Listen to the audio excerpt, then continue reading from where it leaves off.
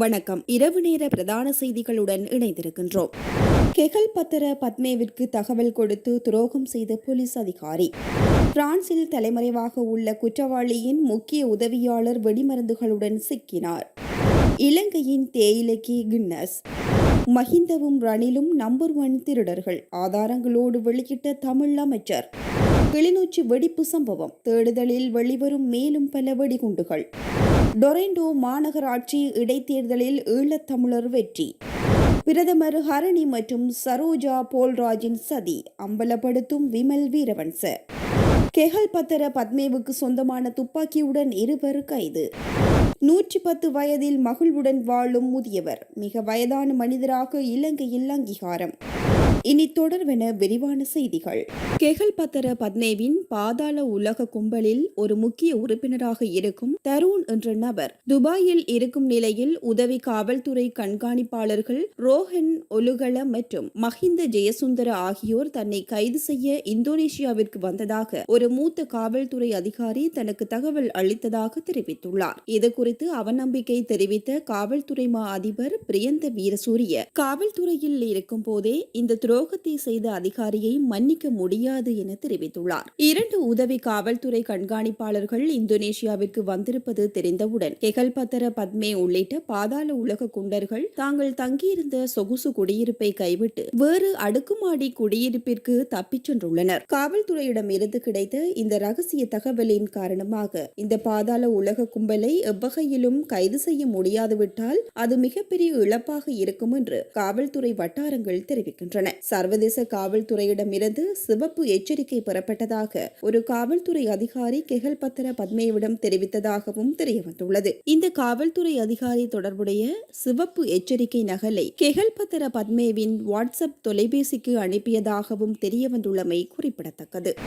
தற்போது பிரான்சில் தலைமறைவாக உள்ள 5 என்ற ஒழுங்கமைக்கப்பட்ட குற்றவாளியின் முக்கிய உதவியாளர் 500 வகையான வெடிமருந்துகளுடன் காவல்துறை சிறப்பு படையினரால் கைது செய்யப்பட்டுள்ளார். பன்னிப்பிட்டிய கொட்டாவ ருக்மலே வீதியில் உள்ள ஒரு வீட்டில் மறைந்திருந்த சந்தேக நபர் 75 கிராம் 400 மில்லிகிராம் ஹெரோயினுடன் கைது செய்யப்பட்டார். கைது செய்யப்பட்ட சந்தேக நபரை விசாரித்த பின்னர் நேரடி வெடிமருந்துகள், T56 ஆயுதங்களுக்கான வெற்று வெடிமருந்து, 30 போலி முன் மற்றும் பின் இலக்க தகடுகள், அந்த இலக்க தகடுகளுடன் தொடர்புடைய 15 வருமான பத்திரங்கள், இலக்க தகடுகள் தொடர்பான தனியார் காப்பீட்டு நிறுவனத்திடமிருந்து பெறப்பட்ட 15 காப்புறுதி பத்திரங்கள், 2 ஸ்மார்ட் தொலைபேசிகள் மற்றும் ஒரு சாவி வளையம் ஆகியவற்றை மீட்டுள்ளனர். இந்த சந்தேக நபர் இந்த இலக்க தகடுகள், காப்பீட்டு சான்றிதழ்கள் மற்றும் வருமான அனுமதி பத்திரங்களை பயன்படுத்தி போதைப்பொருள் கடத்தல் மற்றும் துப்பாக்கிகளை கொண்டு செல்வதில் ஈடுபட்டுள்ளதாக அதிகாரிகள் சந்தேகம் வெளியிட்டுள்ளனர். குற்றங்களுக்கு பயன்படுத்தப்படும் மோட்டார் சைக்கிள்கள் மற்றும்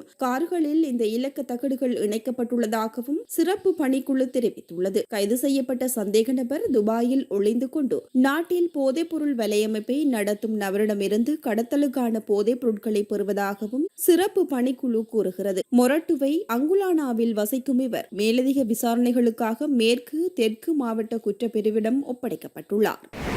ரணிலும் மஹிந்தவும் நம்பர் 1 திருடர்கள் என கடற்தொழில் நீரியல் மற்றும் கடல் வளங்கள் அமைச்சர் ராமலிங்கம் சந்திரசேகர் குற்றம் சாட்டியுள்ளார். யாழ்ப்பாணம் விசேட பொருளாதார மத்திய நிலையத்தின் மீள் ஆரம்பிப்பு நிகழ்வில் மட்டுவிலில் இன்று காலை கடற்தொழில் நீரியல் மற்றும் கடல் வளங்கள் அமைச்சர் ராமலிங்கம் சந்திரசேகர் தலைமையில் இடம்பெற்றது. நிகழ்வில் உரையாற்றிய போதே அமைச்சர் இதனை குறிப்பிட்டுள்ளார். பொருளாதார ரீதியில் இலங்கை வேகமாக முன்னேறி வருகிறது என தரவுகள் கூறுகின்றன.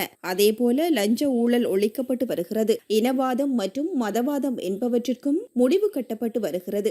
இலங்கையில் வாழும் மூவின மக்களும் ஓரணியில் திரள வேண்டும். அவ்வாறு நடந்தால் இலகுவில் முன்னோக்கி சென்று விடலாம். இதனையே எமது ஜனாதிபதி எல்லா இடங்களிலும் வலியுறுத்தி வருகிறார். எனவே இந்த இனவாதம் என்ற பிசாசுக்கு எமது நாட்டில் நிரந்தரமாக முடிவு கட்ட வேண்டும். அதற்குரிய நடவடிக்கையை நாம் முன்னெடுக்கும் போது பழைய பிசாசுகள் மீண்டெழுவதை காண முடிகிறது. பழைய திருடர்கள் ஓரணியில் திரண்டுள்ளனர். அதிகாரத்துக்காக மற்றும் மேலும் சூழ்ச்சிகளை செய்ய முடியுமா என்பது பற்றி ஆராய்கின்றனர். இனவாதத்தை தூண்டியேனும் தமது இருப்பை தக்க வைத்துக் கொள்ள முடியுமா என்பது பற்றியும் கதைக்கின்றனர். இது பற்றியே ரணிலும் மஹிந்தவும் அவரது வீட்டில் மந்திராலோசனை செய்கின்றனர். ரணிலும் மஹிந்தவும் நம்பர் 1 திருடர்கள். கடந்த காலங்களில் மத்திய வங்கியில் கொள்ளையடித்தவர்தான் ரணில். இந்நாட்டில் போதைப்பொருள் வியாபாரிகளை பாதுகாத்தவர்தான் ராஜபக்ச. இவர்களிடமிருந்து நாட்டை பாதுகாத்துக் கொள்ள வேண்டும். அப்போதுதான் எமது பிள்ளைகளின் எதிர்காலம் பாதுகாக்கப்படும் என அமைச்சர் ராமலிங்கம் சந்திரசேகர் தெரிவித்துள்ளார்.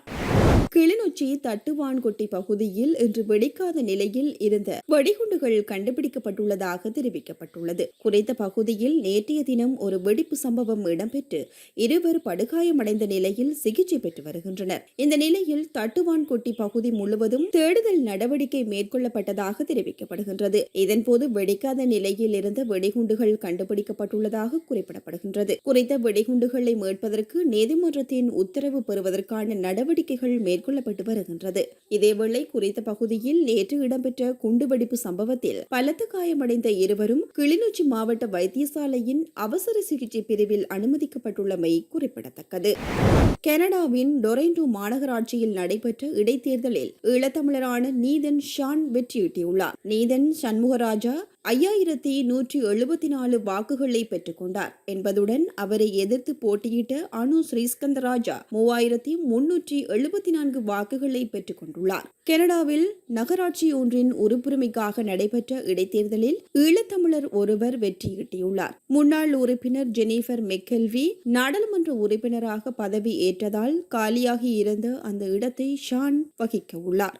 வாக்கு சின்னங்கள் அகற்றப்பட்ட போதும் தொண்டர்கள் அதை மீண்டும் நிறுத்தியதை குறிப்பிட்ட அவர், என் அணியின் மீது பெருமை கொள்கிறேன். இது பல தலைமுறைகள் இணைந்து உழைத்த பிரச்சாரம் என பாராட்டினார். போட்டி என்பது வெற்றிக்காக மட்டுமல்ல, அது கருத்துக்களை பகிர்வதற்கும் என மற்ற வேட்பாளர்களுக்கும் அவர் நன்றி தெரிவித்தார். எங்கள் குரல் நகர சபையில் கேட்கப்படும். தேவைப்பட்டால் உறுதியாக நிற்பேன். மக்களின் குரலாக நான் செயல்படுவேன் என்று அவர் வாக்குறுதி அளித்தார். இலங்கையில் 110 வயதில் மிக மகிழ்வுடன் வாழும் முதியவர் ஒருவர் மிக வயதான மனிதராக அதிகாரப்பூர்வமாக அங்கீகரிக்கப்பட்டுள்ளார். கரந்தனியாவைச் சேர்ந்த 110 வயதான போலந்த கஹுரு மெனியலின் என்ற விவசாயி ஒருவரே இலங்கையில் வாழும் மிக வயதான மனிதராக அதிகாரப்பூர்வமாக அங்கீகரிக்கப்பட்டுள்ளார். போலந்த கஹுரு மெனியலின் என்ற நபர் 1915ஆம் ஆண்டு ஜூன் 4ஆம் திகதி பிறந்தவர் என உறுதிப்படுத்திய பின்னரே முதியோருக்கான தேசிய செயலகம் இந்த அங்கீகாரத்தை வழங்கியுள்ளது. அதிக வயதுடைய இலங்கையர் என்ற சாதனையை தனது 115வது வயதில் போலந்த கஹுரு மெனியலின் பெற்றுள்ளார். 110 வயதில் அவரது சாதனையை யாரெல்லாம் முறியடிக்க உள்ளீர்கள்? அவரை போன்று இந்த வயதிலும் மகிழ்வுடன் வாழ முடியுமா என்றவாறான வியத்தகு கருத்துக்களை பலர் சமூக வலைதளங்களில் பதிவிட்டு வருகின்றனர். பிரதமர் ஹரணி அமரசூரிய மற்றும் அமைச்சர் சரோஜா சாவித்ரி போல்ராஜ் ஆகியோர் குடும்ப பிணைப்பு மற்றும் சமூக கட்டமைப்பை சீர்குலைக்க சதி செய்வதாக விமல் வீரவன்ச குற்றம் சாட்டியுள்ளார். பத்திரமுல்லையில் அமைந்துள்ள தேசிய சுதந்திர முன்னணியின் தலைமையகத்தில் நேற்று நடைபெற்ற செய்தியாளர் சந்திப்பில் கலந்து கொண்டு கருத்து வெளியிடும் போதே கட்சியின் தலைவரும் முன்னாள் நாடாளுமன்ற உறுப்பினர் மேற்படி குற்றச்சாட்டை முன்வைத்துள்ளார். அங்கு கருத்து வெளியிட்ட அவர், ஆசிரியர்கள் மற்றும் பெற்றோர் சிறுவர்களை தண்டிப்பதனை தடை செய்யும் சட்டமூலம் ஒன்றை பிரதமர் ஹரணி அமரசூரிய மற்றும் அமைச்சர் சரோஜா சாவித்ரி போல்ராஜ் ஆகியோர் நடைமுறைப்படுத்த முயற்சிகளை மேற்கொண்டுள்ளனர். அதன் மூலம் பிள்ளைகளை ஒழுக்கமான நன்னடத்தை கொண்டவர்களாக வளர்த்தெடுக்கும் சூழலை இல்லாதொழிப்பது அவர்களின் நோக்கமாகும். அவ்வாறான நிலையில் பெற்றோர் பிள்ளைகளுக்கு இடையிலான குடும்ப பிணைப்பு சீர்குலைந்து மாணவர் ஆசிரியர் இடையிலான பந்தம் அருந்து உளரீதியாக பலவீனமான சமூகம் ஒன்று உருவாக வாய்ப்புண்டாகும். சமூக கட்டமைப்பும் சீர்குலையும். சிறுவர்களுக்கு ஏதேனும் உடல் ரீதியான தண்டனைகள் நடைபெற்றால் அதற்கு எதிராக தற்போதைய சட்டங்களின் கீழ் நடவடிக்கை மேற்கொள்ள முடியும். புதிய சட்டங்கள் தேவையில்லை. தற்போதைய கல்விக் கொள்கை மனப்பாடம் செய்து ஒப்புவிக்கும் முறையை கொண்டுள்ளது.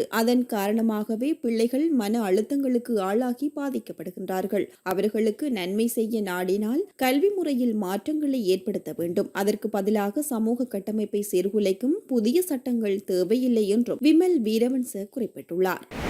தற்போது போலீஸ் தடுப்பு காவலில் வைக்கப்பட்டுள்ள பாதாள உலக கும்பலைச் சேர்ந்த கெகல்பத்ர பத்மே சொந்தமான துப்பாக்கியை வைத்திருந்த 2 சந்தேக நபர்கள் குற்றப்புலனாய்வு திணைக்கள அதிகாரிகளால் கைது செய்யப்பட்டுள்ளனர். கைது செய்யப்பட்டவர்கள் ஜாயல வெலிகம்பிட்டிய பிரதேசத்தில் வசிக்கும் 24 முதல் 38 வயதுக்குட்பட்டவர்கள் என தெரியவந்துள்ளது. இந்தோனேஷியாவில் குற்றப்புலனாய்வு திணைக்கள அதிகாரிகள் மற்றும் இந்தோனேஷியா போலீசாரால் 7 நாட்களாக மேற்கொள்ளப்பட்ட விசேட சுற்றிவளைப்பு நடவடிக்கையின் போது கெகல்பத்ர பத்மே, கொமாண்டோ சலிந்த மற்றும் பாணந்துரை நிலங்க உள்ளிட்ட 6 பேர் அடங்கிய பாதாள உலக கும்பல் கடந்த ஆகஸ்ட் மாதம் 27ஆம் தேதி கைது செய்யப்பட்டது. இவ்வாறு கைது செய்யப்பட்ட பாதாள உலக கும்பலில் இருந்த பக்கோசமனின் மனைவி ஆகஸ்ட் 29ஆம் தேதி கட்டுநாயக்க விமான நிலையத்திற்கு அனுப்பி வைக்கப்பட்ட நிலையில் குற்றப்புலனாய்வு திணைக்கள அதிகாரிகளால் கைது செய்யப்பட்டு போலீஸ் தடுப்பு காவலில் வைக்கப்பட்டதை அடுத்து தற்போது விளக்கமறியலில் வைக்கப்பட்டுள்ளார். இதனையடுத்து கெகல்பத்ர பத்மே உள்ளிட்ட 5 பேர் கொண்ட பாதாள உலக கும்பல்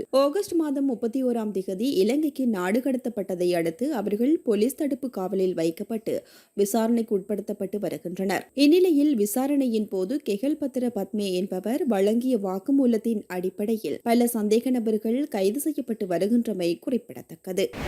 வரலாற்றில் அதிகூடிய விலைக்கு இலங்கை தேயிலை விற்பனை செய்யப்பட்டு கின்னஸ் சாதனை படைத்துள்ளது. ஜப்பானில் நடந்த ஏலத்தில் 1 கிலோகிராம் தேயிலை இதுவரை இல்லாத அளவுக்கு அதிக விலைக்கு ஏலம் எடுக்கப்பட்டுள்ளது. இதன் அடிப்படையில் இந்த அங்கீகாரம் வழங்கப்பட்டுள்ளது. இது தொடர்பில் அமைச்சர் சுனில் ஹந்துனத்தி கொழும்பில் நடைபெற்ற நிகழ்வொன்றில் கலந்து கொண்டு கருத்து தெரிவித்துள்ளார். அவர் தெரிவித்துள்ளதாவது, அண்மையில் ஜப்பானில் நடைபெற்ற தேயிலை ஏல விற்பனையின் போது இதுவரை கால வரலாற்றில் விற்பனை செய்யப்பட்ட அதிகூடிய விலைக்கு இலங்கை தேயிலை விற்பனை செய்யப்பட்டு கின்னஸ் சாதனை படைத்துள்ளது பெருமைக்குரிய விடயம் என தெரிவித்துள்ளார்.